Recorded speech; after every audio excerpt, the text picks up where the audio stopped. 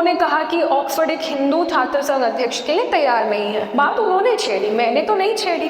तो मैंने बस उसका विरोध किया ये लिख के कि हिंदू इन ऑक्सफोर्ड, क्योंकि उन्होंने लिखा हिंदू नॉट इन ऑक्सफोर्ड, तो मैंने लिखा हिंदू इन ऑक्सफोर्ड। जब उन्होंने कहा कि Oxford is not ready for a Hindu president, a Hindu is a villain, तो लोग इस बात को क्यों इतनी आसानी से एक्सेप्ट कर रहे हैं। मुझे इस बात से बहुत हैरानी हुई थी कि अगर कोई कह रहा है तो बाकी लोग इसका विरोध क्यों नहीं कर रहे हैं, इसका विरोध आ क्यों नहीं रहा है।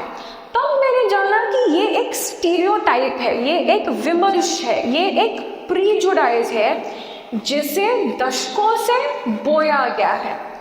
8वीं शताब्दी में भारतवर्ष जो सेक्रेड ज्योग्राफी है भारतवर्ष का, ये दुनिया में प्रप्रथम आर्थिक व्यवस्था थी जो 33% ऑफ द वर्ल्ड जीडीपी में कंट्रीब्यूट करता था, सबको पता है। पर लोगों को ये नहीं पता है कि हम पर ये जो लोगों ने शासन किया, बाहरी लोगों ने आकर शासन किया, लूटपाट किया, ये कैसा हुआ, कैसे हुआ। हम ये पढ़ते हैं कि एक दिन कोई आया हमारे किनारे, हमने हमारे हथियार फेंक दिए और हम पर प्रशासन शुरू हुआ। पर ऐसा नहीं था। 300, 400, 500 साल तक जंग लड़े गए और हमें वो हरा नहीं पाए। इसका वर्णन पर्शियन जो क्या कहते हैं लिटरेचर में किया जाता है, हमारे लिटरेचर में नहीं मिलेगा। तब विमर्शों की एक एंट्री होती है कि बड़े बड़े क्या साम्राज्यों को जब आप बल से नहीं हरा पाते हैं तो आप विचार से हराते हैं। तो जब बल से नहीं काम होता है तब विमर्शों की बात आती है, और विमर्श बल से बहुत ज़्यादा शक्तिशाली होता है।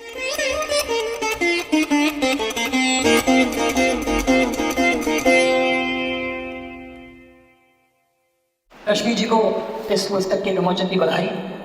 राम जन्मभूमि में आपने बहुत शोध पर सामग्री प्रकाशित की है, देखा मैंने, इसके बारे में चर्चा करेंगे।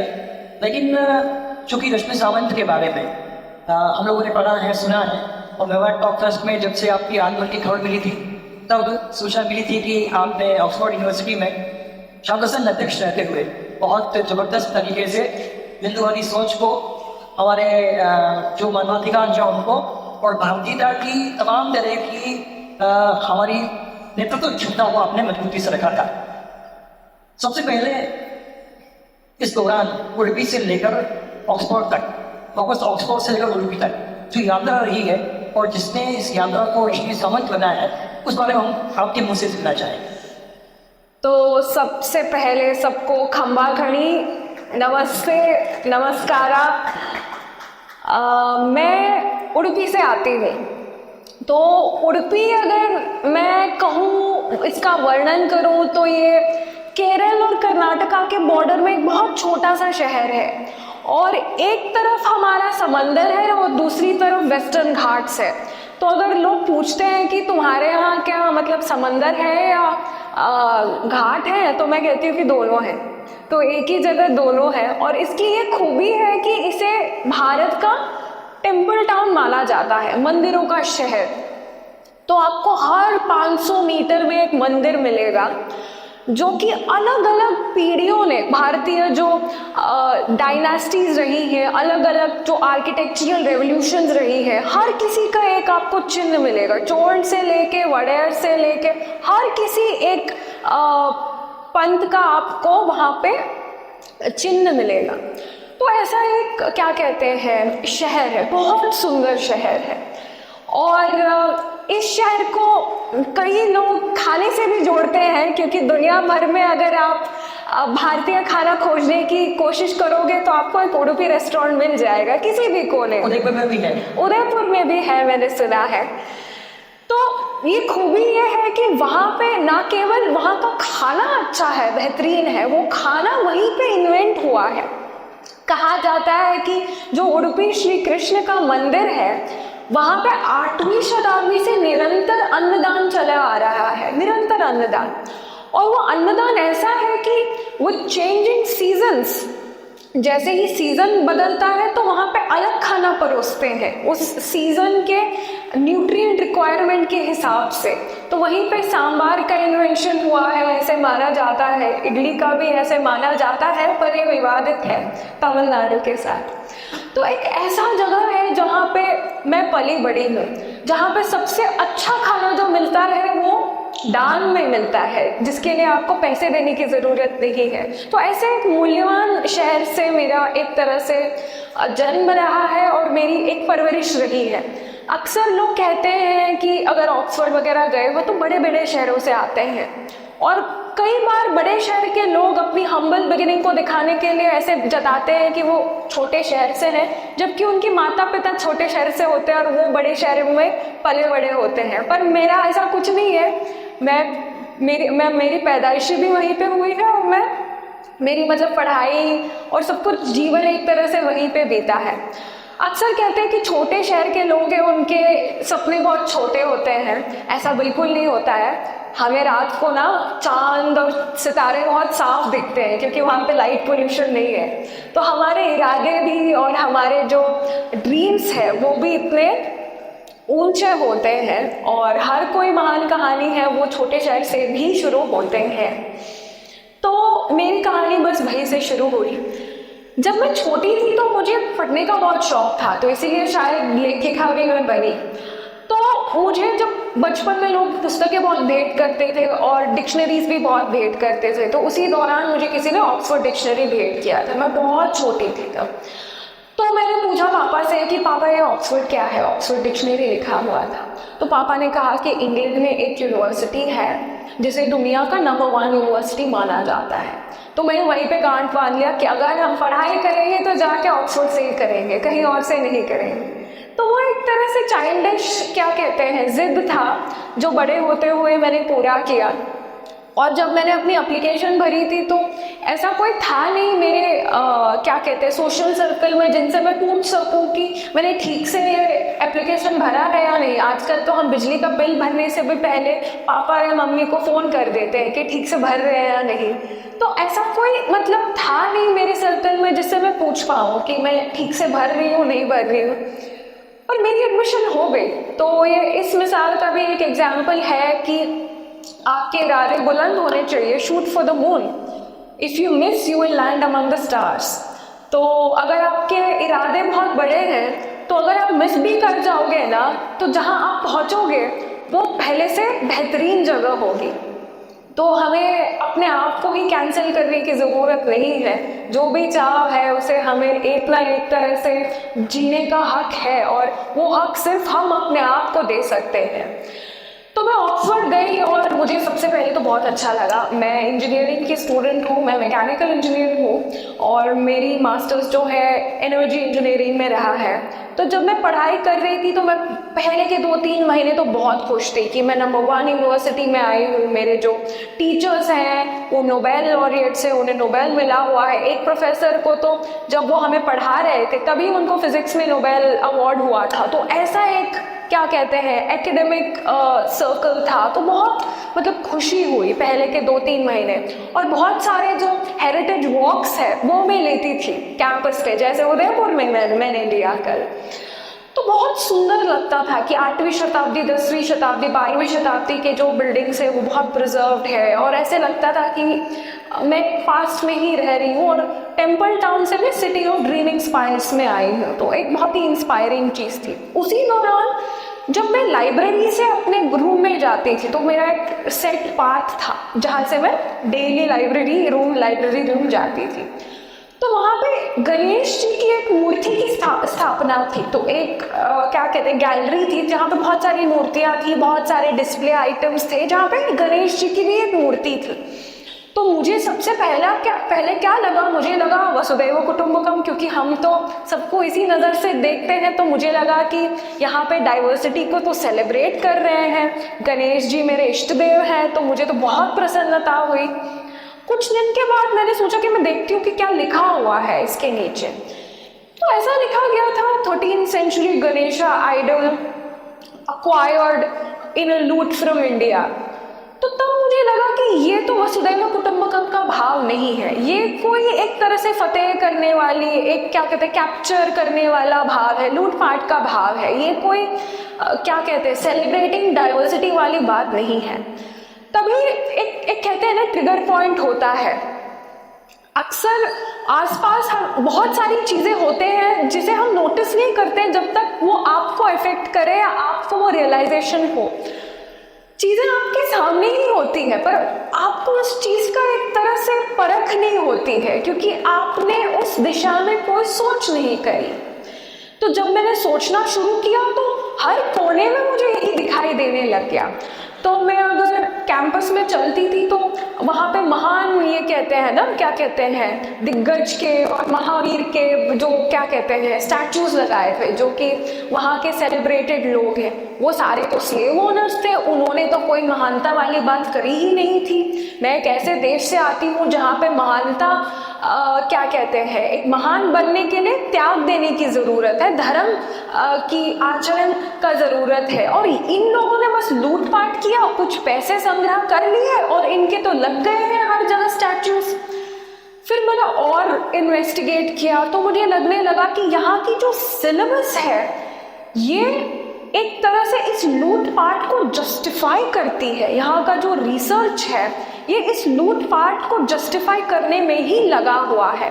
फिर मुझे एक तरह से रियलाइजेशन हुआ कि जिस यूनिवर्सिटी को हम नंबर 1 कहते हैं, ये ना केवल दुनिया से लूटा हुआ पैसों से बना हुआ है, पर उस लूट को एक तरह से जस्टिफाई करने के लिए आज भी काम करता है।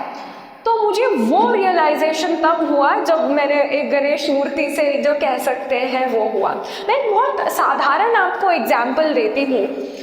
वहाँ पे एक रिसर्च टॉपिक थी जो एक प्रोफेसर और उनके बच्चे कर रहे थे, जो ये सिद्ध करने की कोशिश कर रहे थे कि जब बंगाल में फैमिन आया था अर्ली 1900s में, जब वर्ल्ड वॉर चल रहा था, तो क्या हुआ, ब्रिटिश अधीन में जो भारत था, तो यहाँ से सारे जो ग्रेन्स है इसे लूट के वहाँ पे स्टोर कर रहे थे, क्योंकि उनका वॉर चल रहा है तो दे वांट स्टॉक, तो वो स्टॉक फाइल कर रहे थे, जिसकी वजह से यहाँ पे फैमिन आया। लोगों के पास खाने के लिए कुछ नहीं है, क्योंकि जो भी यहाँ पे उग रहा है उसे लेके वहाँ पे वो स्टोर कर रहे हैं अपने वॉर के लिए।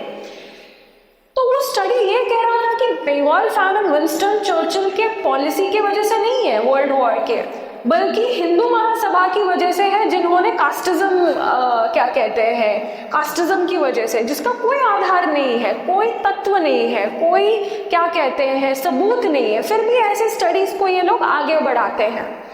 इनफैक्ट जब मैं डीकोलोनाइजेशन की बातें करती थी तो एक बच्चा मेरे पास आया और पूछा, वेस्टर्न था, जो मतलब वेस्टर्न कंट्रीज में पला बड़ा है, और वो पूछता था कि रश्मि, तुम डीकोलोनाइजेशन की बात क्यों कर रही हो? कॉलोनाइजेशन तो तुम्हारे लोगों के लिए एक सकारात्मक एक्सपीरियंस था, तुम लोगों ने खाना खाना सीखा, तुम लोगों ने कपड़ा पहनना सीखा, तुम लोगों ने भाषाएं सीखी है, तो तुम लोग ऐसे क्यों कह रहे हो कि ब्रिटिश राज आपके लिए हानिकारक था?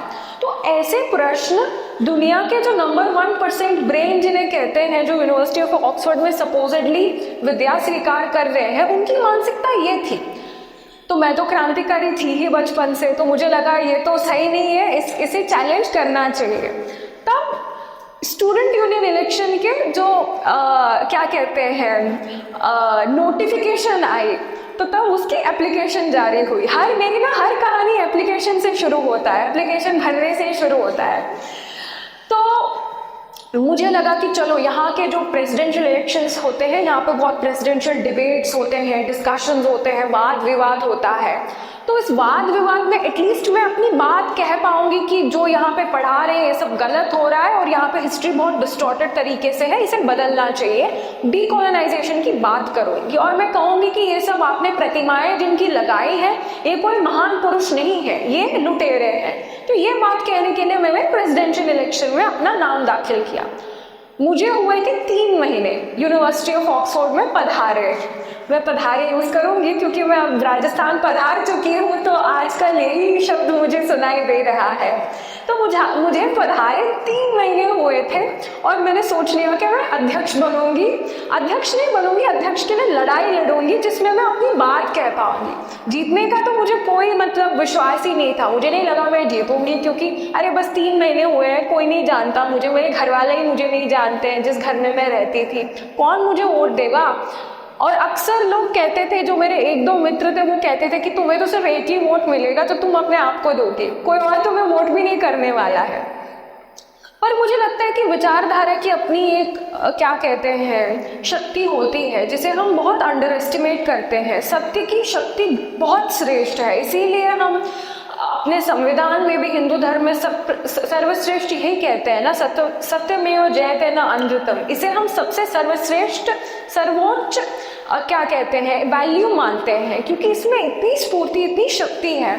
और यही बात हुई, इतने लोग वोट देने आ गए उस इलेक्शन में जितने कभी ऑक्सफोर्ड की हिस्ट्री में ही नहीं थे। 15% की क्या कहते हैं वोटर टर्नआउट होते थे, 75% लोग आ गए वोट देने, और मेरी जो विक्ट्री मार्जिन थी 54% थी। तो एक दिन इलेक्शन से पहले लोग कहते थे कि तुम्हें सिर्फ एक वोट मिलेगा, और दूसरा दिन हमारे यूनिवर्सिटी में छपा कि एक लड़की ने 5 लड़कों को लेके पूरा जमीन क्या कहते हैं पहुंच दिया, जमीन पहुंच गया, जमीन पहुंच कर दिया। तो ऐसा दिन रात में इतनी डिफरेंस आ गई कि आपको सिर्फ एक वोट मिलने वाला है से she mocked the floor with their faces.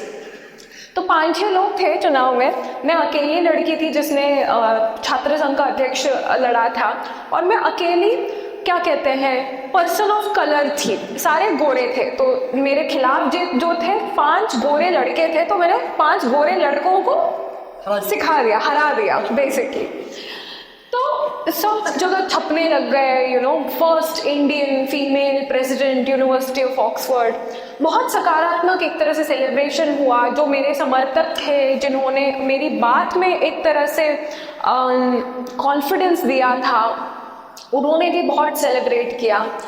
But अक्सर कहते हैं ना, जो भी सकारात्मक चीज़ें होती हैं उसकी एक नकारात्मक एक आयाम भी होता है, जहाँ where there is light there is darkness also। तो काफ़ी लोग थे जिन्हें ये जीत हजम नहीं हुआ, क्योंकि दुनिया में जो कोई प्रकल्प रहता है वो स्टेटस को तो मेंटेन करने में होता है। और यहाँ एक लड़की आई है जो कहती है कि सिलेबस चेंज कर देंगे। आपको लगता है कि कोई विश्वविद्यालय जो 900 साल से ज़्यादा हो गया, अभी 1000 साल होने को आ रहे हैं, एक चीज़ करते आ रही है, और एक लड़की वो भी भारतीय आके कह रही है कि इसे हम हटा देंगे, चेंज कर देंगे, तो क्या ये हजम होगा? नहीं होगा। तो बेसिकली वही हुई, इंडाइजेशन हुआ, अगर मैं इसे सरल तरीके से बता पाऊँ तो हजम नहीं हुआ। लोगों को समझ ही नहीं आया कि उनके पैर तले कैसे ज़मीन खिसक गई, और एक तरह से हेट कैंपेन शुरू हुआ।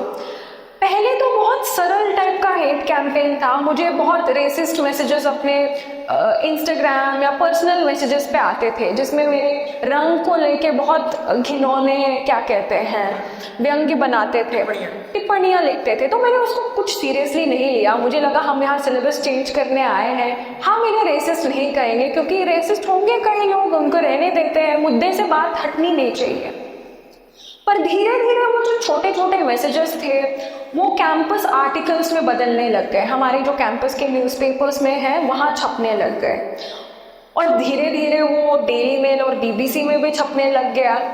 और मेरी बदकिस्मती ये थी कि छात्र संघ अध्यक्ष होने के नाते मैं प्रतिबद्ध थी हमारे कॉन्स्टिट्यूशन के हिसाब से, हमारे जो यूनिवर्सिटी छात्र संघ के कॉन्स्टिट्यूशन के हिसाब से, कि मैं कोई स्टेटमेंट नहीं दे सकती।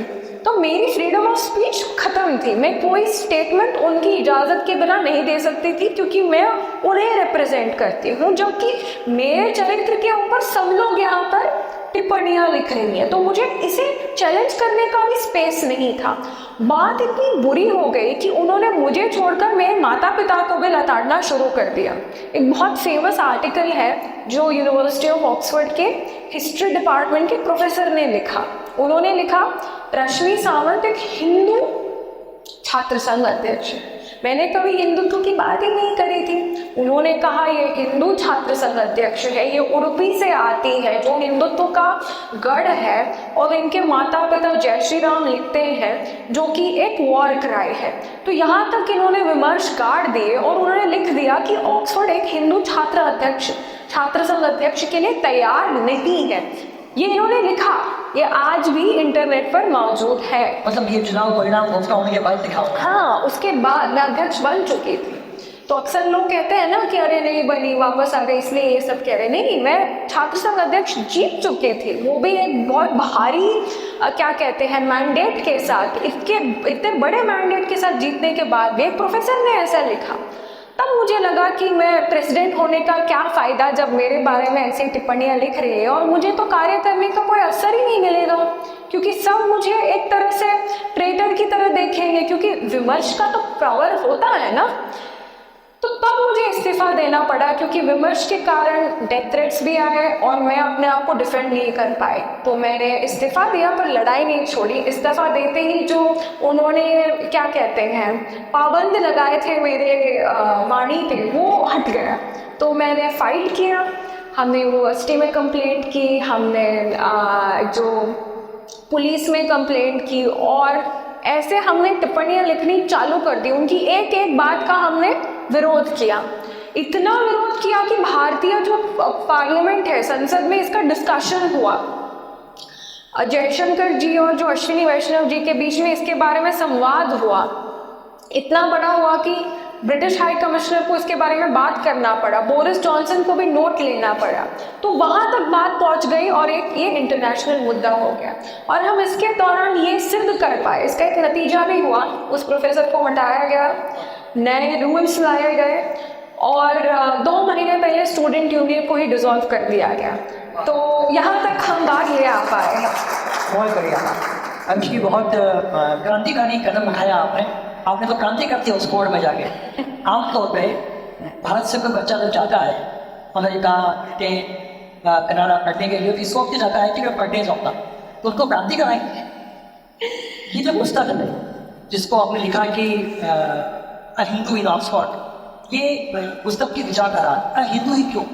क्योंकि ऑक्सफोर्ड हो सकता था, इंडियन ऑक्सफोर्ड हो सकता था, क्या कोड था उसे? तो सबसे पहले मेरा जो थॉट था वो ये था कि उन्होंने कहा कि ऑक्सफोर्ड एक हिंदू छात्र संघ अध्यक्ष के लिए तैयार नहीं है। बात उन्होंने छेड़ी, मैंने तो नहीं छेड़ी। तो मैंने बस उसका विरोध किया, ये लिख के किया हिंदू इन ऑक्सफोर्ड, क्योंकि उन्होंने लिखा हिंदू नॉट इन ऑक्सफोर्ड, तो मैंने लिखा हिंदू इन ऑक्सफोर्ड। तो वो बात थी। पर जब मैंने ज़्यादा अध्ययन किया तो एक अंडरलाइनिंग मैसेजिंग भी आई। जो भारतीय सभ्यता है वो एक हिंदू धर्म पर आधारित है। हिंदू धर्म एक रिलीजन नहीं है पर एक वे ऑफ लाइफ है, जहाँ पे हम सेवा परोपकार करते हैं। जो चीज़ हमें भारतीयों को भारतीय बनाता है वो हमारे जो धार्मिक मूल्य है वो है। हिंदू एक बहुत रिजिड वर्ड हो जाता है, सनातन धर्म कह सकते हैं, हर कोई सनातनी है। तो भारतीय लोगों को उनके सनातन धर्म से जाना जाता है, उनके दान से, उनकी दक्षिणा से, उनकी सेवा भाव से जाना जाता है, उनके कल्चर से जाना जाता है, जो सब सनातन धर्म से जुड़ा हुआ है। मैंने ये जाना कि जब उन्होंने कहा कि Oxford is not ready for a Hindu president, a Hindu is a villain, तो लोग इस बात को क्यों इतनी आसानी से एक्सेप्ट कर रहे हैं। मुझे इस बात से बहुत हैरानी हुई थी कि अगर कोई कह रहा है तो बाकी लोग इसका विरोध क्यों नहीं कर रहे हैं, इसका विरोध आ क्यों नहीं रहा है। तब मैंने जाना कि ये एक स्टीरियोटाइप है, ये एक विमर्श है, ये एक प्रीजुडाइज है जिसे दशकों से बोया गया है। इनफैक्ट 8वीं शताब्दी से बोया गया है। और इसका ये एक मैं छोटा सा एक वर्णन करती हूँ, ये क्यों हुआ।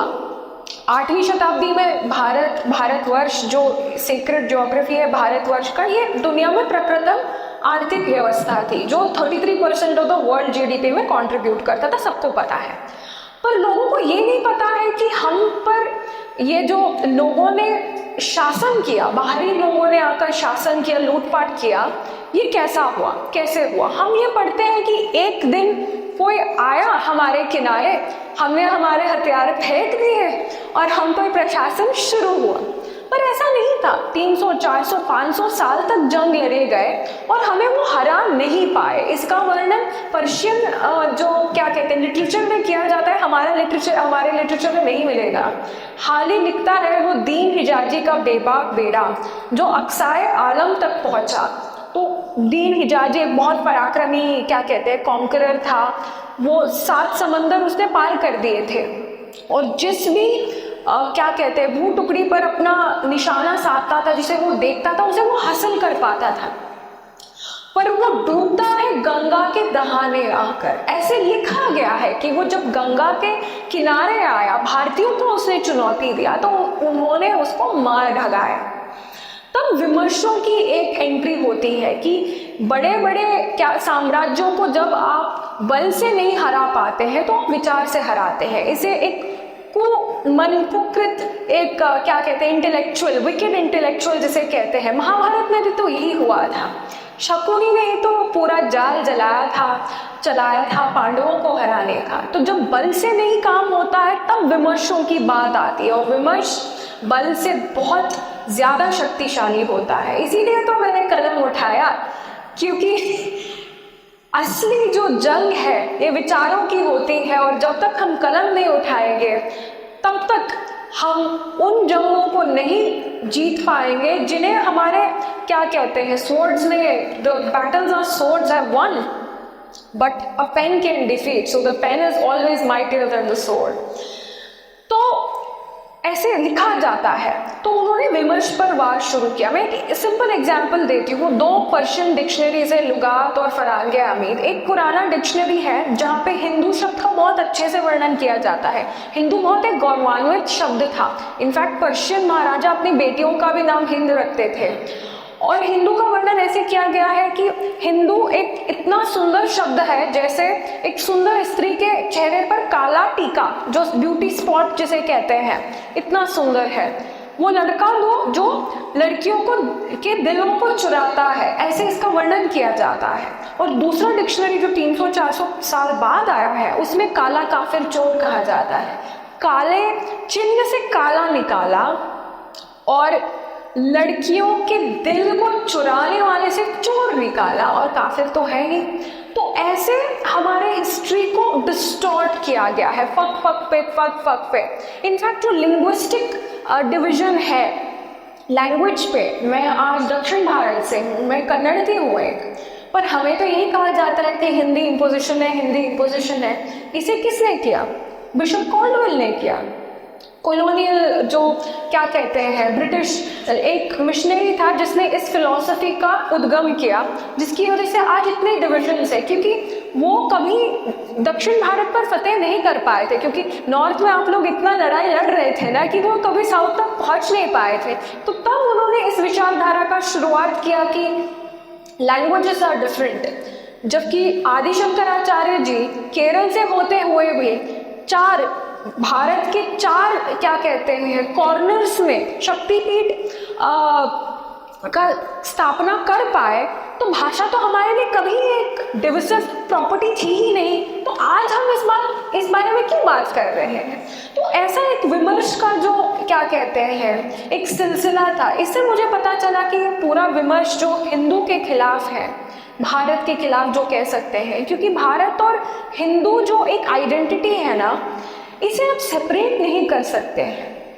जैसे पानी में चाशनी एक बार घुल गई तो घुल गई ना, तो ऐसे ही घुली हुई एक आइडेंटिटी है, इसे आप सेपरेट नहीं कर सकते हैं।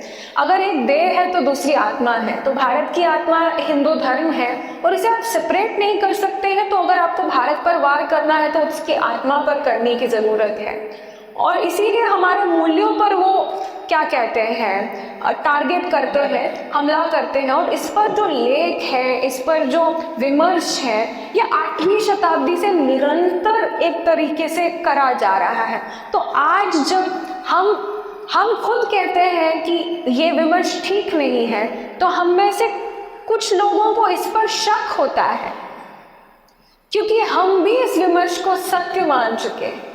तो इसीलिए पूरा हिंदू का जो ये था वो आया, और हिंदू इन ऑक्सफोर्ड जो पुस्तक है इसका भी एक तरह से जन्म हुआ। उसने बहुत बेहतर ढंग से आपने बताया कि हिंदू जो है भारत की आत्मा है, और तमाम तरह का विमर्श जो खड़ा किया गया उसे ठीक करने के लिए आपने क्रांति का बिगुल बजाया। हालांकि इस बातचीत को हम आगे बढ़ाएंगे, लेकिन मेरे मन में एक अचानक से विचार आया, आप तो दक्षिण भारत की है, इतनी अच्छी और दावा हिंदी कैसे बोल रहे हैं? आपको क्यों लगता है कि दक्षिण भारत वाले इतनी धरापूर्व हिंदी नहीं बोल सकते हैं? ये भी तो एक विमर्श है। हम भारतीय हैं जी, हम कोई भी भारतीय क्या कहते हैं लैंग्वेज को झट से पकड़ सकते हैं, क्योंकि हमारी जो फोनेटिक, हमारी जो क्या कहते हैं बेस, वो एक है। जिन्हें ये लगता नहीं है, जो झिझकते हैं, वो बेचारे बिशप कॉल्डवेल के विमर्श में फंस चुके हैं, अनजाने में, जाने में नहीं अनजाने में, पर फंस चुके हैं। आप भी फंसे हैं क्योंकि आपने मुझे प्रश्न पूछा। या और आप प्रीवियसली भारत के दक्षिणी भाग से भारत के दक्षिणी भाग से हैं। बहुत बढ़िया। देखिए, ये भी विमर्श है। कई बार हम कहते हैं कि साउथ इंडियन भारत के दक्षिण भाग से। अभी आपने ऑक्सफोर्ड की यात्रा बताई और किस तरह से वहाँ पर आपको इस हिस्ट्री के प्रोफेसर ने एक टारगेट किया कि जो अध्यक्ष बना है, ये तब किया गया जब आपने 54% वोट अर्जित किए। बहुत आश्चर्य का विषय था। कोई एक छात्रा जो 3 महीने पहले ऑक्सफोर्ड पहुंची हो, वो पहुंचते ही उसने चुनाव का बिगुल बजा लिया और उसको तमाम तरह के विवादों के बावजूद और अदालतों के बावजूद 54% वोट मिले। ऐसे में मेरा सवाल ये है कि जब ये विवाद हुआ, जो वोट देने लोग आए थे, क्या वो समर्थन में फिर खड़े नहीं हुए? देखिए, हाल ही में जो फार्म लॉज थे उसे पास किए गए और इसके विरोध में एक प्रोटेस्ट हुआ, तो उसे वापस लिया गया। वापस लेने की वजह से बहुत किसानों को नुकसान हुआ है, पर क्या वो आगे आए हैं? क्या उन्होंने सड़कें बंद करी है? नहीं। मैं खुद, क्योंकि भारत के दक्षिणी भाग से आती हूँ, मैं जानती हूँ कि वहाँ के बहुत सारे किसानों को नुकसान हुआ है। जो किसान फार्म लॉस थे इसके वापसी की वजह से, पर वो आते नहीं हैं क्योंकि हम लोग डिस्ट्रक्टिव एक्टिविज्म में बिलीफ नहीं रखते हैं। अच्छे लोग कभी डिस्ट्रक्टिव एक्टिविज्म में बिलीफ नहीं रखते हैं। वो हमेशा कंस्ट्रक्टिव तरीके से अपने बात को आगे बढ़ाने की कोशिश करते हैं। तो जो साइलेंट मेजॉरिटी है, इसकी ये एक खूबी भी है और एक क्या कहते हैं डिसएडवांटेज भी है, दोनों है कि ये कभी ऐसी क्रांति करती नहीं है अपनी बात अर्जित करने के लिए। तो उन्होंने चुनाव में ही अपनी बात अर्जित करी है, यही बहुत बड़ी बात है। और विमर्श भी ऐसा है जो अच्छों को भी जकड़ लेता है। जो चुनाव के बाद जो विमर्श उठे, इससे कई मेरे समर्थक भी जकड़ गए थे, क्योंकि उन्हें भी लगने लगा कि ये हिंदू वाला एंगल है क्या, क्योंकि उन्हें भी तो पता नहीं है। क्योंकि आज यूनिवर्सिटी ऑफ ऑक्सफोर्ड में 150 देशों से छात्राएं आते हैं पढ़ने, तो उन्हें हिंदू का मतलब इतना पता नहीं है। तो जब कोई विमर्श खड़ा कर दे तो लोग उसका अक्सर समर्थन कर देते हैं। जैसे किसान आंदोलन के विमर्श कई ऐसे लोगों ने समर्थन किया है जिन्हें किसानों के बारे में कुछ नहीं पता और खेती के बारे में तो कुछ पता नहीं है, पर उनको लगा कि किसान कुछ कह रहे हैं तो ठीक ही कह रहे होंगे और उन्होंने समर्थन कर दिया। तो हमारी जो ये हर्ड मेंटालिटी है दुनिया में, तो इसकी वजह से भी हम अक्सर ऐसे विमर्शों में पड़ जाते हैं जो कि असत्य हैं, और दुनिया अक्सर ऐसे फोर्सेस में आ जाते हैं और इसकी वजह से काफ़ी नुकसान हो जाता है। तो मैं ये मानो कि आपने जो क्रांति खड़ी की चुनाव के माध्यम से 54% वोट हासिल की, लेकिन जब से एक आपदा है ना, उन्होंने हिंदू शब्द कह के आपदा खड़ी की और चुनाव को कैंसिल करवाने की कोशिश की, तो वो जो वोटर्स हैं वो एकदम स्लीपिंग वर्ल्ड में, मतलब हर कोई उसमें समझता नहीं है। यही कहना चाहती हैं? देखिए, उन्होंने भी अपना संदेश भेजा। जब मैंने इस्तीफा दिया और री इलेक्शन हुआ तो मात्र 300 लोग वोट अर्जित करने आए थे। एक वो जमाना था मेरा जब चुनाव था, हजारों लोग आए थे, हजारों। और दूसरा जब चुनाव हुआ मात्र 300 लोगों ने वोट अर्जित किया। तो उन्होंने भी अपनी साइलेंट तरीके से अपना जो बात है वो कह दी, पर अक्सर जो हमें दिखता है वही दिखता है, और वो जो दिखता है वो काफ़ी मैनिपुलेटेड तरीके से हमें दिखाया जाता है। तो इसकी वजह से हम अक्सर इन बारीकियों को समझ नहीं पाते हैं और हम जो प्रचलित विमर्श है उन्हीं में सत्य को ढूंढने की कोशिश करते हैं। जब आप गई ऑक्सफोर्ड डिक्शनरी देख के पिताजी ने कहा कि वहाँ जाना है मुझे, 3 महीने मतलब कोई विद्यार्थी किसी विश्वविद्यालय में पहुंचता है 3 महीने में, आपका जो नैसर्गिक नेता था भीतर का वो जागृत हुआ, फिर चुनाव करने का विचार है वो कब आया? मुझे लगता है कि हर कोई भारतीय नैसर्गिक तरीके से एक नेता है, और नेता मैं पॉलिटिशियन की तरह नहीं बता रही हूँ, लीडर की तरह बता रही हूँ, एक लीडर है, और हमें बार बार बार बार विमर्शों के द्वारा ये कहा गया है कि हम स्लेव हैं, कि हम किसी के अधीन हैं। तो आज भी हम एक क्या कहते हैं, हर तरीके से अपनी ज़िंदगी में वही गुलामी, क्या कहते हैं, उसे ही हम कंटिन्यू कर रहे हैं। तो मुझे लगता है कि हमें बस अंदर देखने की ज़रूरत है, और अंदर देखते ही हमें राणा प्रताप और अन्य महाराणाओं का जो एक नेतृत्व वाला जो एसेंस था, उसका 1% या 0.1% मिल जाएगा। तो बस उसे खोजने की ज़रूरत है। हम सब नैसर्गिक तरीके से नेता हैं, लीडर हैं, और हम नेतृत्व कर सकते हैं। और 3 महीने में जब मैंने ये पूरा, क्या कहते हैं, एक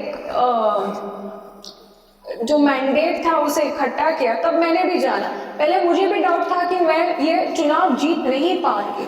तो ये जो गुलामी का माइंडसेट है, ये अनफॉर्चुनेटली है, ये एक डिलिबरेट, क्या कहते हैं, विमर्श है। ये हम जानते नहीं है, हमें लगता है कि क्योंकि हम गुलाम थे ब्रिटिश के, मुगल के, इसीलिए हम गुलामी कंटिन्यू कर रहे हैं। ऐसा नहीं है।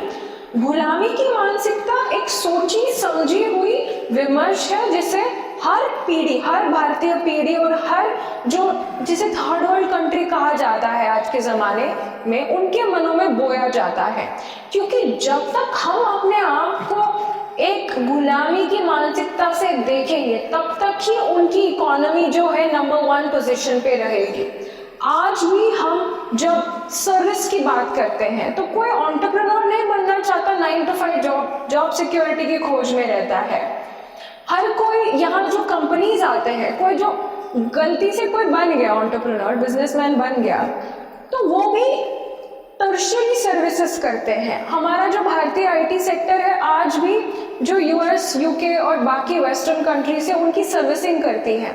लोग अक्सर कहते थे, क्योंकि मैं बाहर से पढ़ के आई हूँ, लोग मुझे अक्सर जब मैं वापस आई कहते थे कि वो गोल्डमैन सैक्स में काम करते हैं। तो मैंने कहा कि गोल्डमैन सैक्स में क्या काम करते हो आप? तो उन्होंने कहा कि हम तो कंसल्टेंट है, तो हम कोई आईटी का काम करता है, कोई और प्रेजेंटेशंस वगैरह, कंसल्टेंसी का एक तरह से जो स्ट्रक्चर है उसमें काम करता है। तो मैंने बोला, पर गोल्डमैन सैक्स तो एक बैंक है, तो आप बैंकर क्यों नहीं हो, आप ये वाला काम क्यों कर रहे हो? तब मैंने जाना कि जो गुलामी वाला पार्ट है गोल्डमैन सैक्स का, वो भारत में होता है, और वो जो असली टॉप वाला काम है वो बाहर होता है। इसीलिए ऐसा है।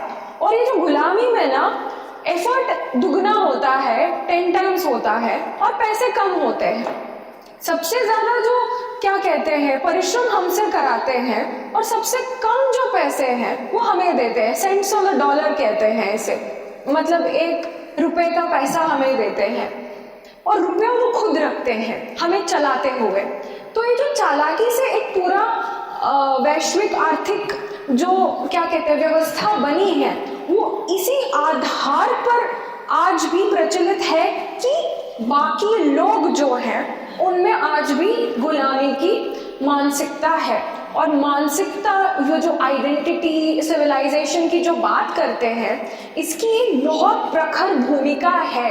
ये सिर्फ एक ईगो की बात नहीं है, क्योंकि अक्सर जब आप विश्व गुरु की बात करते हैं तो लोग कहते हैं कि क्यों कर रहे हो विश्व गुरु की बात, क्या जता लिया आपने अपने आप को विश्व गुरु कह के। जब तक हम अपने आप को गुलामी से बाहर निकाल कर विश्व गुरु के तौर पर खुद को नहीं देखेंगे, तब तक हम एक वैश्विक स्तर पर गुलामी करते ही रहेंगे, जिसकी वजह से हमारी जो आर्थिक स्थिति है वो वैसी ही रहेगी। हम कभी आगे नहीं आ पाएंगे, हम कभी first economy, second largest economy बन नहीं पाएंगे।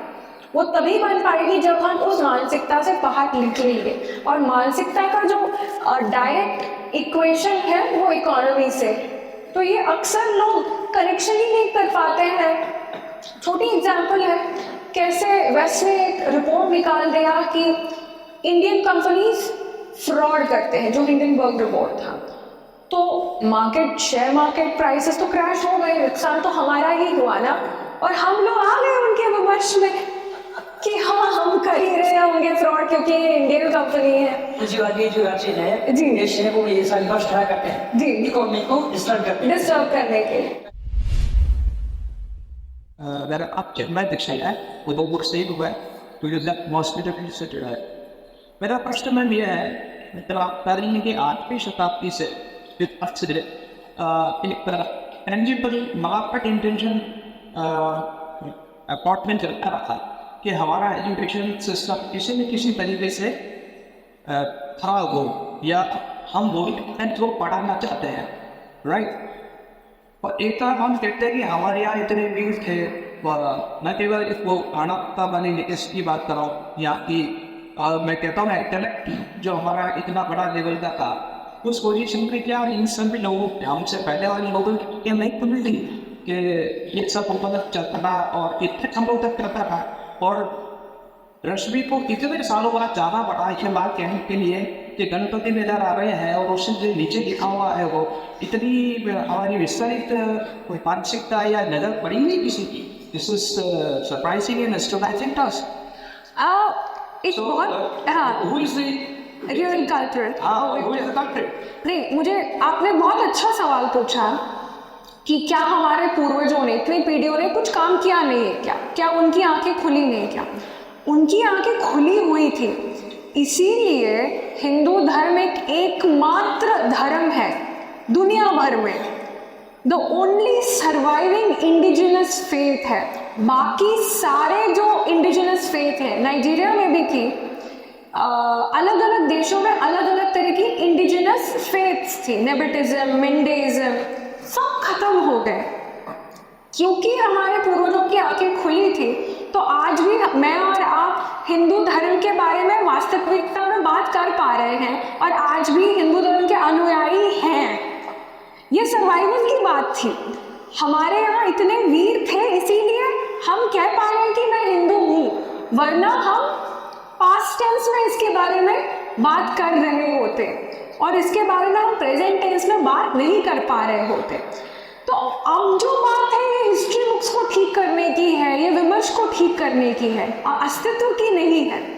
उनकी आंखें खुली थी इसलिए हम आज, हमारा अस्तित्व बना है आज। इसलिए रश्मि एक हिंदू होकर ऑक्सफोर्ड जा पाए, पर नेबेटिज्म, मिंडेइज्म, इनके धर्म की कोई रश्मि वहाँ जा नहीं पाई है क्योंकि उनके पूर्वज की आंखें बंद थी और हमारी खुली थी। तो ये आई थिंक डिफरेंट लेयर्स है और लड़ाई भी एक तरह से अलग अलग तरीके से लड़ी जाती है।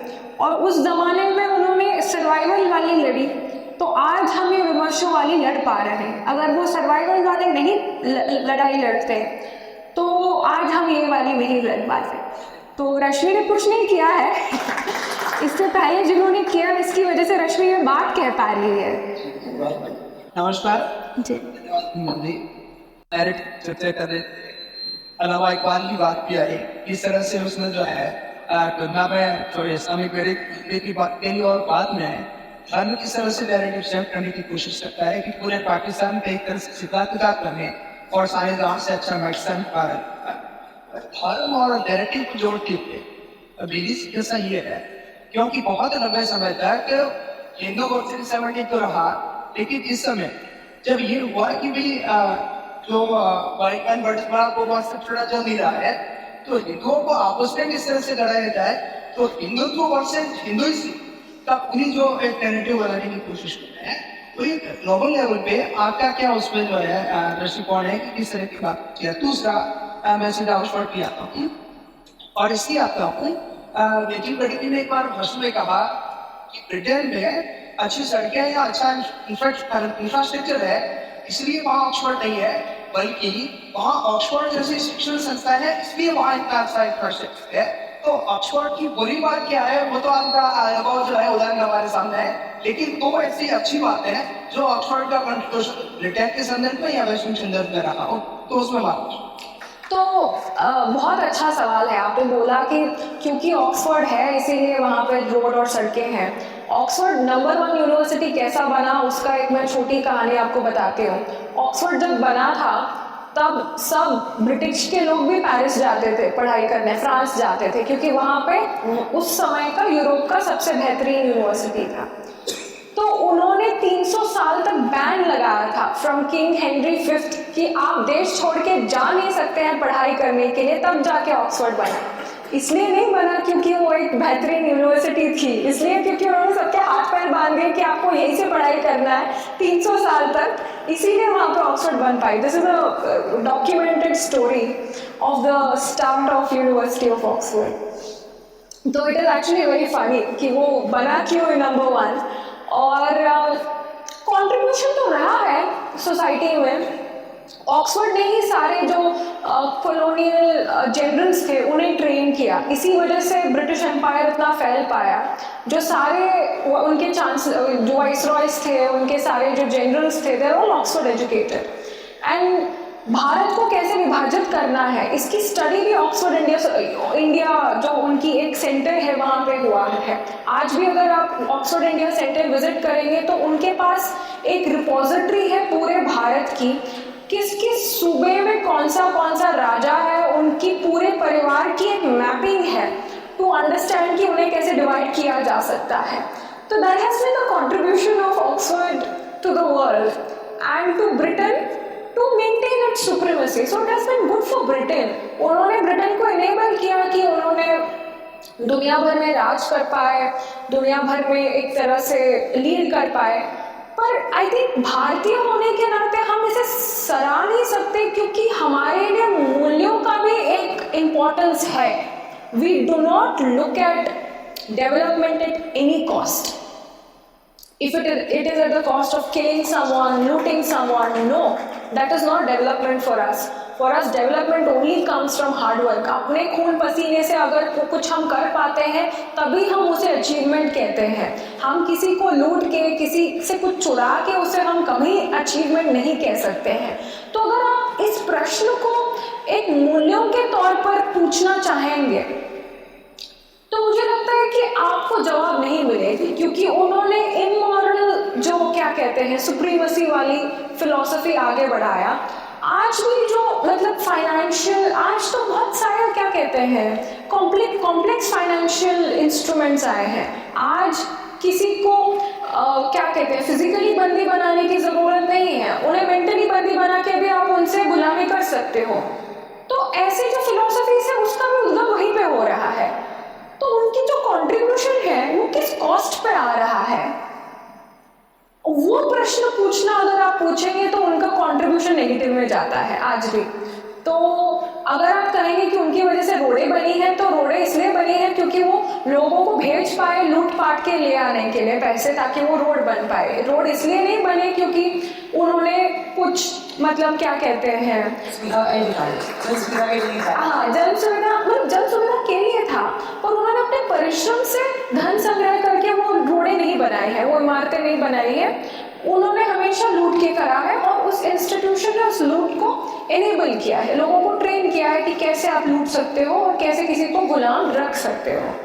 तो मुझे लगता है वो था। और पहला जो सवाल था मैं भूल गई हिंदू वर्सेस हिंदुइज्म। जी, तो ये एक प्रचलित विमर्श है। आई थिंक इसका जो प्रॉब्लम है वो हमारा ही है, क्योंकि वो जान चुके हैं कि बहुत सारे ऐसे हम में लोग हैं जो हिंदू दिखते हैं, जिनका नाम हिंदू है, पर उन्होंने जो वैश्विक विमर्श है उसे पूरी तरह से अपना लिया है। जिसका कहते हैं ना हार्डवेयर पूरा भारतीय है पर सॉफ्टवेयर पूरा वेस्टर्नाइज्ड है। और ये अक्सर सिर्फ भारतीय नहीं होते, भारतीय भी होते हैं, बाहर के भी होते हैं, पर भारत में भी ऐसे लोग हैं। इसका मैं आपको सिंपल एग्जाम्पल देती हूँ। मैं वेनिस भी गई हूँ, मैं उदयपुर भी गई हूँ। तो मैंने कल एक फोटो लगाया अपना वेनिस में और उदयपुर में और बोल दिया कि वेनिस से बेहतर उदयपुर है, क्योंकि वेनिस में आज भी ड्रेनेज की स्मेल आती है, पानी रुका हुआ है, और यहाँ पे फूल और खाने की खुशबू आती है और हर जगह इतनी सुंदरता है। तो मैंने ऐसे लिख दिया, पर लोग मानने के लिए तैयार नहीं है। कई भारतीय लोग जो उदयपुर से वहीं आके वहाँ पे कमेंट कर रहे हैं कि अरे I love Udaipur but this is too much, लोग ऐसे कह रहे हैं। ये भी विमर्श करा। तो नहीं, मैं क्या कह रही हूँ, मैं ऐसे लोगों की बात कर रही हूँ जिनकी सॉफ्टवेयर जो है वो पूरी वेस्टर्नाइज्ड करप्ट हो चुकी है। उसमें उनकी कोई गलती नहीं है, गलती ज़माने की है, ज़माने को कोसते हैं। और उनके मतलब शायद उनके इर्द गिर्द जो लोग हैं, उनका परिवार है, उनकी जो परवरिश रही है उसमें शायद कभी कुछ रहा होगा। तो इसकी वजह से ऐसे लोग भारत में भी हैं, बाहर में भी हैं। तो जब आप हिंदू और हिंदुत्व का विमर्श खड़ा करते हो तो आप ये कह सकते हो कि हम नहीं कह रहे, आप में ही ये प्रॉब्लम है, और आपके ही कुछ लोग ये मानने के लिए तैयार है कि आप एक इंफीरियर सिविलाइजेशन के लोग हैं। मेरे ज़माने में ही बहुत सारे बच्चे थे जो भारत से गए थे ऑक्सफोर्ड, और जब मुझ पर सवाल उठाए गए तो उन्होंने भी उन्हीं का समर्थन किया, क्योंकि जैसे मैं कह रही हूँ हार्डवेयर सॉफ्टवेयर की बात है, और जब आप हिंदू और हिंदुत्व के विमर्श खड़ा करते हैं तो आपका एक पूरा क्या कहते हैं विमर्श दूसरे लेवल पे जाता है। तब एक सिंगल एनिमी नहीं होता है, तब पूरे भारतीय एकत्रित होके किसी गोरे को क्वेश्चन नहीं करते, क्योंकि आपका आप जैसे दिखने वाला ही आपको क्वेश्चन कर रहा है। तब आपकी जो पूरी मूवमेंट है ना, वो पूरी एक तरह से वीक हो जाती है, क्योंकि जैसे अर्जुन जैसे हो जाता है कि अपनों से ही क्या झगड़ा करना।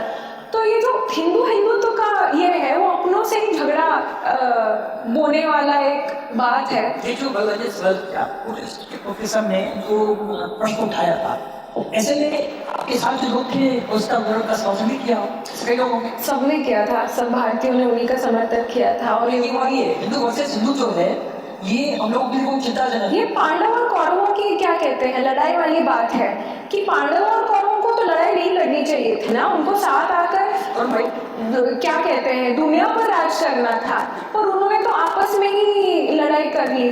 तो ये यही वाली बात है, हिंदू और हिंदुत्व वाली बात ना भाई बहनों में लड़ाई वाली बात है। तो और इसे हम अपना भी रहे हैं, और गोरे तो बहुत स्मार्ट है, क्योंकि आज उन्हें पता है कि पहले कहते थे कुछ तो सारे हम उसे मानते थे, आज तो नहीं मानेंगे, आज हमें कॉमन एनिमी मिल जाएगा। तो आप वो उस कॉमन एनिमी को मिटाने के लिए तो एक सरोगेट वॉरफेयर वाली बात है। और मेरे क्वेश्चन जो है वो मेरी सेल्फ कैपेसिटी बिल्डिंग के लिए है, पर इसे सीखूँ लिखूँ जब नेशनलिस्ट और ग्लोबलाइजेशन की बात होती है, आर्यन और द्रविड़ की बात होती है। लास्ट क्वेश्चन जो है वो आपने कहा कि मैंने रिजेक्ट करने की बात जो सिलेबस चेंज वाली बात थी। मैं समझता कि ऑक्सफोर्ड का सिलेबस तो हो या ना हो, हमारे यहाँ का जो हम पढ़ रहे हैं हमारे यहाँ का जो आवाज़ आ रही है वैसे अच्छा मैं ठीक ठाक उतनी है।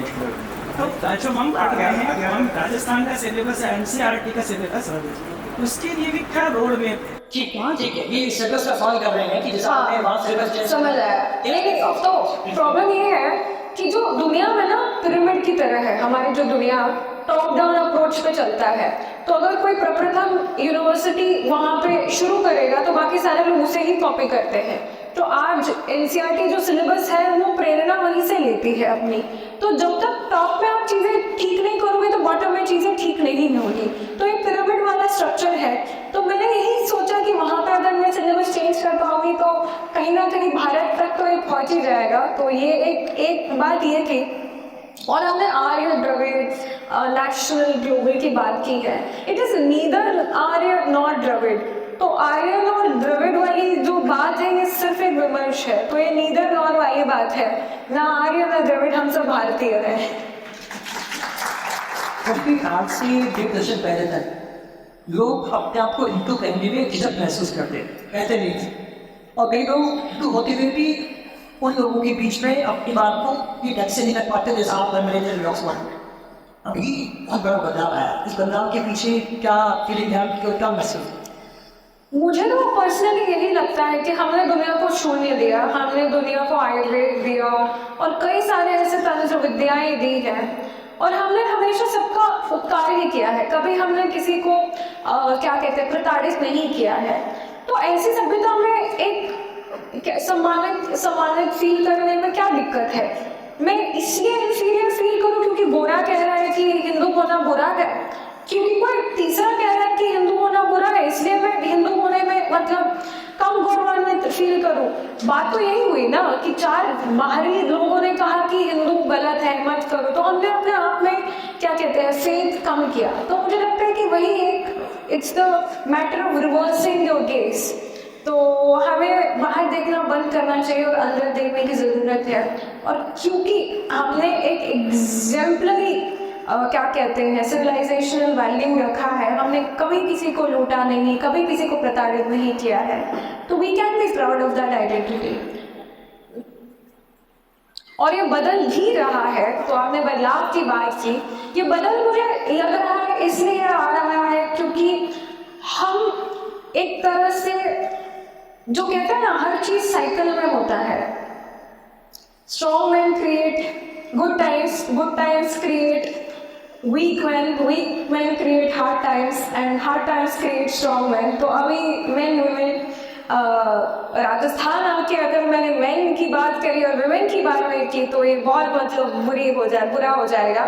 तो आई थिंक पीपल, तो अभी वी हैड हार्ड टाइम्स 1947, इससे पहले हार्ड टाइम्स था, तो hard times has created strong people and we strong people will create good times and this is just the beginning of it.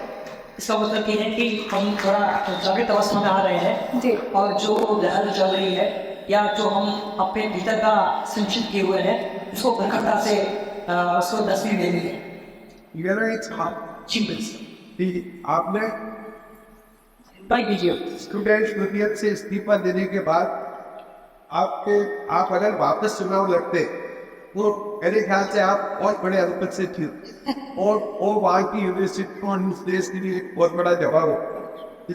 ये बात आपके दिमाग में आई तो ये आई थी और मुझे लगा था कि मैं जीत पाऊंगी। दूसरा मेरा ये कहना है कि आज ऋषि सुनक वहाँ के प्रेसिडेंट बन गए, अपने आपको खुद से कहते हैं, तो क्या वहाँ के देश में वहाँ की ऑक्सफोर्ड यूनिवर्सिटी में कोई परिवर्तन आया है?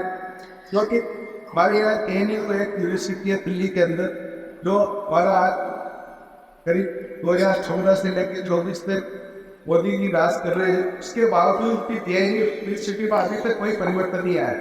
तो क्या ऑक्सफोर्ड यूनिवर्सिटी में इसी सूरत के आने के बाद ऐसा कोई परिवर्तन आया है? क्या आप उन्हें वापस चुनाव करते तो उससे बड़ा परिवर्तन उसी दिन आ जाता है कि मेरा इसके बारे में आप जी, एक बहुत अच्छा बेहतरीन सवाल है। मुझे लगता है कि ऋषि सुनक जी जो है वो महान है क्योंकि वो अपने हिंदू आइडेंटिटी को अपने स्लीव पर क्या कहते हैं खुलेआम उसे स्वीकारते हैं, जो बहुत मुश्किल है ब्रिटेन में। और आज भी उन पर इस बात की टिप्पणियां बनी जाती हैं कि वो हिंदू है और जो गो पूजा उन्होंने की है इसके बारे में बहुत गलत टिप्पणियां दी जाती हैं। उन्होंने प्राइम मिनिस्टर इसीलिए बनाया था क्योंकि उनकी जो इकोनॉमी थी वो फ्री फॉल में थी। शायद आपने ये पॉलिटिकल न्यूज़ फॉलो की थी, उनकी जो इकोनॉमी है पूरा कोलैप्स कर गया था, तब जाके उन्हें प्राइम मिनिस्टर बनाया गया था। तो इसके लिए कहावत है, संकट काले वेंकट रमण, हम साउथ में कहते हैं जब संकट आता है तब वेंकट रमण की याद आती है। तो इस दौरान उन्हें वही एक टाइप का क्या कहते हैं माहौल था जब वो बड़े थे, क्योंकि वो चुनाव के लिए खड़े थे और उन्हें हराया गया था, जबकि वो सबसे क्वालिफाइड कैंडिडेट थे इसके लिए। जब उनके जो प्रत्याशी थे उनके खिलाफ जो खड़े थे वो जीत गए और उन्होंने पूरा जो इकोनॉमी एक हफ्ते में डुबा गया, तब वेंकट रमण की याद आई थी उन्हें। तो ये बात है, ऑक्सफोर्ड एक ऐसी संस्था है जो जिसके जड़ अब दुनिया भर में फैल चुके हैं। तो वहाँ के और JNU की भी बात यही है, मुझे लगता है कि JNU के जड़ भारत में नहीं है पर दुनिया भर में फैल चुके हैं और उनकी जो विचारधारा है भारतीय विचारधारा से प्रभावित नहीं, अपितु जो बाहर वैश्विक विमर्श उससे प्रभावित है। और इसका जो परिवर्तन है बाहर से नहीं हो सकता है, ये सिर्फ अंदर से हो सकता है। मैं ऑक्सफोर्ड की ही आपको एक छोटी सी जो है एक वर्णन कर सकती हूँ कि जब मैं वहाँ पे छात्र संघ अध्यक्ष बनने का पूरा दौरा था, उससे पहले दिवाली के लिए उन्होंने हमारे लिए भोज रखा था हिंदू बच्चों के लिए, और जो उन्होंने हमारे लिए मीठे में दिया था उसमें बीफ जेलेटिन था। और जब उन्होंने कहा कि हिंदुओं के लिए ये मतलब वर्जित है और ये क्या किया आपने, हमारा धर्म भ्रष्ट कर दिया, तो उन्होंने ऐसे उसको हल्के में लिया था। जब आप जानते हैं कि अगर किसी और धर्म के साथ कुछ ऐसा ही होता तो क्या इसका नतीजा होता, तो हमारे साथ ऐसा बर्ताव किया गया था। और मेरा ये पूरा संघर्ष चला, मैं अध्यक्ष बनी, फिर हमें उनको पाठ पढ़ाया कि हमारे साथ कुछ गलत होगा तो क्या होगा। उसके बाद हाल ही में 2-3 महीने पहले जब सरस्वती पूजा हुई, तो सरस्वती पूजा का आचरण यूनिवर्सिटी ऑफ ऑक्सफोर्ड के अंदर हुआ और वहाँ की वाइस चांसलर खुद आई उस पूजन में और उन्होंने कहा कि हमें इसे हर साल करना चाहिए, मनाना चाहिए। तो ऐसे जो क्या कहते हैं इंस्टीट्यूशंस होते हैं, जैसे भारतीय जुडिशरी है जिसके बारे में आप शायद अभी नेक्स्ट सत्र में पढ़ेंगे, ये जो सिस्टम होते हैं इसे आप सिर्फ अंदर से चेंज कर सकते हैं, क्योंकि ये बहुत टाइम से रहा है और ये इनकी जड़ अब एक स्थल पर नहीं है, अब ये तो बहुत जगह पर फैल चुके हैं। तो अगर इसे परिवर्तित करना है तो आपको अंदर से ही करना है। सुनक जी की वजह से, मतलब सुनक जी का भी अपना एक चैलेंज है, पर मोदी जी की वजह से जेएनयू में मतलब वो कुछ इंटरफियर नहीं कर पाएंगे। हमें जेएनयू में भी एक ऐसे क्रांतिकारी लीडर की ज़रूरत है जो सबको पाठ पढ़ाएगा कि एंटी नेशनल होने का क्या नतीजा है। तो अंदर से ही उस परिवर्तन के मतलब एक ज़रूरत है। भारत भर में तो हो ही रहा है, तो कोई भारतीय तो जाएगा नहीं, it's only matter of time. I am Himanshu Sharma, student of English honours. मैं वैसे फ्रेंड आपसे एक क्वेश्चन पूछना चाहती हूँ कि आपने अपने इंटरव्यू में कहा था कि इवेंट्स और हार्ड वर्किंग होते हैं, पर इसलिए वर्ल्ड में लोग उनसे चिपते हैं या ऐसा जेलसी जैसा होता है। पर मैं फिर भी आज देखा जाए तो बहुत सारे लोग बाहर जाके वर्क करना चाहते हैं, बाहर जाके पढ़ना चाहते हैं। तो एक जैसे मेरी ही एक रिलेटिव है, सो बहुत अच्छी पोस्ट थी विद्यार्थी, लेकिन वो बाहर जाके कम में भी ऐसा शॉपकीपर भी काम करने के लिए तैयार, बस उनको बाहर समझ। ये माइंडसेट आपको क्या लगता है कि कहाँ से आया और क्यों? ये विमर्श की वजह से आया है, ग्लोबलाइज्ड विमर्श की वजह से है कि बाहर सब कुछ ठीक है और यहाँ पे कुछ ठीक नहीं है। जब मैं भारत वापस आई थी तो लोगों ने पूछा तुम क्यों आई हो वापस, वहाँ सेट नहीं हुआ क्या? वो डिमोशन माना गया कि भारत वापस आना एक तरीके से डिमोशन है, और वापस आना इसलिए है क्योंकि वहाँ कुछ गलत हो गया होगा, मतलब उसको कहीं नौकरी नहीं मिल गई होगी, वहाँ वो मतलब सर्वाइव नहीं कर पाए इसलिए वापस आई। ये बस एक विमर्श है जो उन्होंने ही खड़ा किया है, क्योंकि उन्हें तो चाहिए ना जो वहाँ आके गधा मजदूरी करे। अगर हम वहाँ जाना बंद कर देंगे तो वहाँ पे गधा मजदूरी करेगा कौन? तो तब तक वो विमर्श जारी रहेगा, और जब तक हमें मानते रहेंगे तब तक लोग जाते रहेंगे। और जब लोग वहाँ जाते हैं और उनको लग जाता है कि यहाँ पर तो गधा मजदूरी है और भारत में हमारा जीवन अच्छा था, बेचारे आ भी नहीं पाते क्योंकि आने पर उनको ज़्यादा गालियाँ मिलेगी कि आप आए क्यों। तो वो पूरी ज़िंदगी गधा मजदूरी करते हुए ये जताने की कोशिश करते हैं कि वहाँ पर उनकी ज़िंदगी सकुशल है, इसी में उनकी बेचारों की पूरी ज़िंदगी बीत जाती है। इनफैक्ट मैं जब लंदन जोन 1 में रहती थी तो वहाँ पे लड़कियाँ गायब होती थी और बहुत दिनों के बाद उनके जो शव है वो थेम्स नदी में मिलते थे। तो मैं हमेशा जब घर जाती तो अपना की जो है अपने अंगूठियों के बीच में ऐसे रखती थी कि कोई पीछे से आएगा तो मैं उसे मुक्का मारूंगी उसकी आंखों में। और ऐसा में भारत में तो ऐसा मुझे फील नहीं होता है, दिल्ली में भी ऐसे फील नहीं होता है। पर विमर्श ये है कि दिल्ली सेफ नहीं है। मैं ये नहीं कहूँगी कि दिल्ली में सब परफेक्ट है, वहाँ पे क्राइम नहीं है। ऑफ कोर्स मैं ये एक्सेप्ट करती हूँ कि हमारे यहाँ भी क्राइम्स हैं और बहुत अभद्र चीज़ें हुई हैं, पर ऐसा नहीं है कि ये दुनिया में सबसे बुरी जगह है। इससे बुरी जगह भी है और उसके बारे में इसलिए बातचीत नहीं की जाती है क्योंकि विमर्श आज भी कायम है कि वहाँ पर चीज़ें सकुशल हैं। और इन विमर्शों में बहुत लोग पढ़ भी जाते हैं और बेचारे जब पढ़ जाते हैं और उनको सहानुभूति होती है तो बेचारे वापस आ भी नहीं पाते हैं। Thank you so much for coming here ma'am. Ma'am मेरा एक छोटा सा ये सवाल है सर कि जब ऑक्सफोर्ड यूनिवर्सिटी की आपने बात की, आईवी लीग इंस्टीट्यूट है ऑल ओवर वर्ल्ड में पहले में, जब मैम बात कर रहे हैं सिर्फ रेसिज्म की तो उसके नाम पर ये लोग एलजीबीटी से जो भी है कि ऑलमोस्ट अपीज देने की इतनी सारी कोशिशें करते हैं कि जब आपके साथ इतना सारा रेसिज्म वहाँ पे हो रहा था, ये सब कुछ चल रहा था, तो उस वक्त यूनिवर्सिटी में कोई भी ऐसी थी मेजर की सेक्स की भी जिससे कि आपको रिलीज क्यों लगे? मेजर्स तो नहीं लिए थे इनिशियली क्योंकि उन्हें लगा कि जो लोगों को दबाने की कोशिश की जाती है ना, तो उन्होंने दबाने की कोशिश की, पर कोई सहूलियत आपको देने नहीं आएगा, आपको अपने जंग खुद लड़ने पड़ते हैं। और उसके लिए एक आंसर है कि इतने बुरी स्थिति के दौरान भी हम क्यों एक्सेल करते हैं, वो एक पहला क्वेश्चन था। वो इसलिए because we never use discrimination as an excuse not to excel. भारतीय लोगों के साथ जब भी कुछ बुरा होता है, प्रतिकूल स्थितियाँ होती हैं, वो कभी विक्टिम कार्ड नहीं खेलते हैं और दुगना क्या कहते हैं परिश्रम करते हैं, सर्वाइवल और दुगनी परिश्रम करते हैं। तो मैंने देखा ही नहीं कि क्या ये हमें सहूलियत देंगे, हम अपनी लड़ाई खुद लड़ेंगे। मैम करुण केरी से हमारी विडम्बना ये है कि I can understand the way Oxford treated you because it is strict है ना, उनका स्ट्रिक्ट है और उन्होंने उसी मुताबिक आपके साथ व्यवहार किया. लेकिन what about the enemy within for us? The biggest problem in our 21st century, India is the land of the rising star. Let Narendra Modi come or Rahul Gandhi, the nation will carry. We are a very, very powerful technical country. और आप अपने अप्रैल में करें. April 1526 was the first battle of Panipat. Then there are 3 battles. And look at the valor, but look at official history. Official history is completely different from unofficial history. In the 3rd battle of Panipat in 1761, that day 100,000 German were below. Sir, sir, question is So, yeah, keep a meter. I just need this. So, it's a script. We ourselves are carrying the same narrative. What Oxford is, we ourselves are studying the same history. This is what we are teaching our children. They have scant knowledge of what.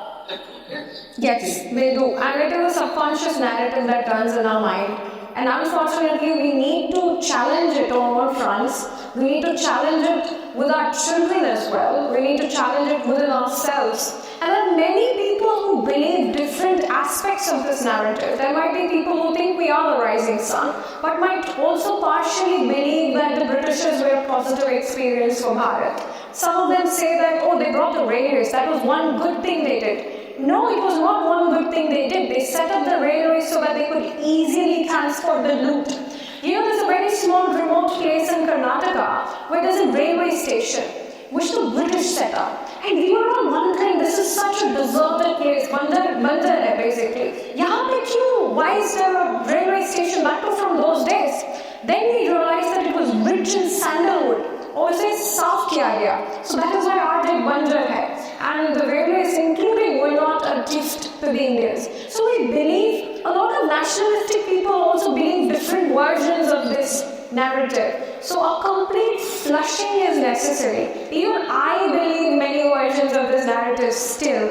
It's a subconscious script that goes, and we're all learning, and we need to, challenge it on a day-to-day basis and help others challenge and address them at the same time. बहुत बढ़िया. इस सब के साथ video काफी को सवाल करेंगे. अच्छा, किशोर जी सवाल करना चाहते हैं. I just want to ask, what do you think with the election? Reckless optimism. So reckless optimism takes people across. It took the Maharanas of Rajasthan across. I was just reading this story of, stopping Aurangzeb when he was trying to marry Rajkumari Chalumati, and he went with 2 lakh soldiers, and the opponent, the Maharana, was only able to send 50,000 soldiers. How did they win? Reckless optimism that they can do it. I think it is natural for Indians to have it. But somehow we keep telling ourselves not to be optimistic, not to be positive, not to be recklessly hopeful in our own selves. So we just need to rediscover that. अभी प्रश्न भी 2 साल पहले नहीं और 2 साल 3 तरह से है. इस समय भी हमारा पैसा सब्सक्रिप्शन करना है. आप कल उधर को आई, आपने उधर की तारीफ भी की, आपने कहा कि वेनिस भी करी थी, उधर को देखा है. उधर जो कि वेनिस की बात रही है, वेनिस की कहा था उधर को स्मार्ट सिटी, और मुझे लगता है कि आपका सौदा भी पूरे विश्व में आकर्षित करता है. क्योंकि व्यवहार का अपना इतिहास है, क्या हमारा अपना पूरा नाम में आई हुई है. वो यहाँ का इतिहास जो है बहुत बड़ा को इतिहास है. तो चूंकि तो भी चर्चा कर रहे थे, आपने व्यवहार की बात की गई, तो व्यवहार तो लेगा आपकी जो सोच थी या चिंता था वो आप क्षेत्र में. तो मुझे अक्सर लगता था कि मैंने अपनी ज़िंदगी में बहुत एक ऊंची पहाड़ चढ़ी है, बहुत संघर्ष किया है, ऐसे मुझे लगता था. फिर मैं मेवाड़ आई, और मेवाड़ से पहले भी कई जगहों पर प्रवास रहा है. और जब मैं क्षत्रियों की कहानियाँ सुनती हूँ और महाराणाओं की कहानी सुनती हूँ, तो मुझे लगता है कि हमने रत्ती भर भी काम नहीं किया है. तो मुझे अपने आप पर घृणा आती है कि हम कुछ कर ही नहीं रहे हैं. और जब वो इतना त्याग कर सकते थे, इतना त्याग उन्होंने किया है, और वो हमारे पूर्वज हैं, तो हमें तो क्षमता है त्याग की, वो परिभाषा की, तो हमें इस तरह से जीने की ज़रूरत है. तो मुझे नहीं लगा कि अभी तक मैंने कुछ नहीं किया. अपने आप को बहुत छोटा महसूस किया मेवाड़ आकर. एट द सेम टाइम बहुत एक तरह से इंस्पायरिंग भी रहा कि आगे जाकर बहुत कुछ करना है, और हमेशा धैर्यवान अपने आप को महसूस करना है, क्योंकि इतनी प्रतिकूल स्थितियों में भी अगर हमारे पूर्वज इतना संघर्ष संघर्ष कर सकते थे, तो हम तो आज के ज़माने में इतना तो कर ही सकते हैं। मेरा इतिहास मेरा इतिहास है। अंतिम सवाल ये है कि एक दूसरा क्या राम जन्मभूमि आए संक्षिप्त इसमें क्या है तो ये मैंने युवाओं के लिए लिखा है, क्योंकि युवाओं को कुछ नहीं पता। सब में रामायण की जो राम मंदिर की पूरी लड़ाई रही है। मैं कार सेवक की बेटी हूँ, तो मैं बचपन से सुनते आई हूँ कार सेवा की कहानी, कार सेवा की कहानी, कार सेवा की कहानी। और मैं बहुत टाइम तक इसे रिजेक्ट करती थी। पापा को कहती थी कि ठीक है, हिंदुत्व की बात ठीक है, पर आपको वहाँ जाकर तोड़ना तो नहीं चाहिए था। तो मैंने पूरा रिसर्च शुरू किया और मैंने ये पुस्तक लिखा। और ये बात जस्टिस की है इन नॉन एग्जिस्टेंट सिस्टम कि दुनिया ब्लैक एंड वाइट नहीं है। हमारे दिमाग में बहुत सारे स्टीरियोटाइप्स है कि हमें न्याय मिलता है और न्याय हमें कोई और दिलाता है। जब कोई और ये समझता ही नहीं है कि आप न्याय के हकदार हो, तब आप क्या करें। तो ये सब बहुत सारी ऐसी बातें थी जो मन में थी, और मैंने एक पूरी क्या कहते हैं बैकग्राउंड हिस्ट्री वगैरह चेक किया। और तब मुझे पता चला कि राम मंदिर एक ऐसी मंदिर नहीं है, बहुत सारे मंदिर हैं जिसे तोड़कर मस्जिदें और अन्य क्या कहते हैं स्थल बनाए गए। और क्यों बनाए गए? ये एक पॉलिटिकल स्टेटमेंट था, ये कोई ये नहीं था। This was pure politics and people don't know this. लोगों को लगता है कि ये कोई धर्मांतरण का एक ये था, क्या कहते हैं, political strength shown using religion. ये आप यूरोप में देख सकते हैं। पोलैंड एक जगह है जहाँ पे जब रशियंस ने पूछ किया तो उन्होंने एक कंजर्वेटिव क्रिश्चियन उनका जो ये है, उन्होंने उनके चर्चेस बनाए। तो वो चले गए तो उन्होंने फिर जो कैथलिक चर्चेस है वो बनाए। फिर वो वापस आए तो कैथलिक चर्चेस को मिटाया और उसी स्थान पर उन्होंने जो कंजर्वेटिव ये क्रिश्चियनिटी उसके चर्चेस बनाए। तो अगर एक ही धर्म में उन्होंने मतलब तोड़कर उसी जगह पर बनाई है, तो ये डेफिनेटली एक पॉलिटिकल स्टेटमेंट ही थी। जब भारत में इतना विशाल, मतलब you had so much land available, why were the mosque made on top of a temple. और इसमें और एक आयाम है, छोटा सा आयाम, कंक्लूडिंग आयाम। हिंदू लोग मंदिर जहाँ बनाते हैं ना, ये जो बृहद संहिता है इसमें इसका एक वर्णन है, पूरी एक कविता है कि भारतीय हिंदू लोग कहाँ मंदिर बनाते हैं। इसे आप पढ़िए, मैंने इसका एक अंग्रेजी अनुवाद लिखा है। So Hindus build their temples where the gods play, and the gods play where there's water, where there's birds. So we build temples where there's resonance of earthly elements, of the four earthly elements, and that resonance opens a portal to the energy of the universe. So it is somewhere where we go and we tap into that energy and we come to a higher sense of consciousness. And other religions build mosques and churches to gather. उनके लिए वो एक gathering space है। तो अगर आप Saudi या America में देखोगे तो चर्चेस और मॉस्क को हटाकर दूसरी जगहों पे बनाते हैं जब एक शहर बढ़ता है। पर आप भारत में देखोगे कि शहर ऐसे एक मंदिर के अराउंड बढ़ता है। बहुत सारे हाईवे है जिसके बीचों बीच एक मंदिर या एक पेड़ है जहाँ पर देवी का स्थान है। हम कभी हमारे देवी के स्थान को हटाते नहीं है, क्योंकि उस स्थल से एक तरह से क्या कहते हैं एक आस्था जुड़ी हुई है। ये मात्र एक कॉन्ग्रीगेशन स्पेस नहीं है जहाँ हम जुड़ते हैं। तो जब इसका विवाद चल रहा था तो हिंदुओं ने ऑफर किया था कि हम ब्रिक बाय ब्रिक बाबरी मस्जिद को दूसरे स्थल पर रीएस्टैब्लिश करेंगे। ब्रिक बाय ब्रिक इसे हम उठाकर आपको बना के देंगे, ब्रिक बाय ब्रिक। तब भी उन्होंने मना किया था। तो आप उनकी मानसिकता को समझ सकते हैं कि ये एक पॉलिटिकल मानसिकता थी, ना कि धर्म की मानसिकता थी। तो there are many subtle concepts, और जब युवाओं को ये समझ आएगी तभी वो इसे अपना पाएंगे। अगर आप कहेंगे कि वहाँ पहले एक मंदिर था इसीलिए हमें वहाँ मंदिर बनाने की ज़रूरत है, तो कोई इसे समझ नहीं पाएगा। तो इसके बहुत सारे तर्क है वितर्क है जिसे कोई नहीं बताएगा। हमारे हिस्ट्री बुक्स ये बताते हैं, Romila Thapar has written that Ramayana is imaginary, that the Hindus conflated।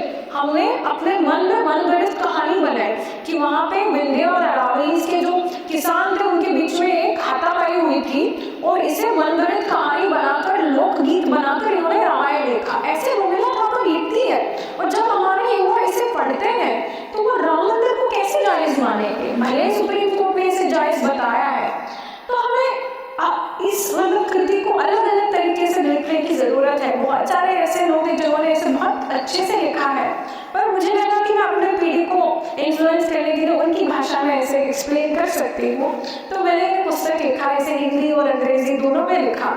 और ये आई थिंक काफ़ी इसके ऐसे रिलीज़ हुए 4-5 महीने हो गए हैं, और ये अभी भी it's on number 6 best seller, तो आपको हर एयरपोर्ट पे मिल जाएगा।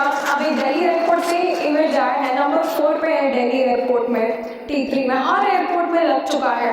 एंड जो ऐसे विषय जिसे मेन स्ट्रीम में जगह नहीं देते थे, जिसकी आपको मतलब जिसकी डिस्कशन आपको बंद कमरों में करने की ज़रूरत थी, जिसकी किताबों को बैन किए जाते थे, जिसे मेन बुक स्टोर्स में रखते नहीं थे, वो आज एयरपोर्ट्स में है।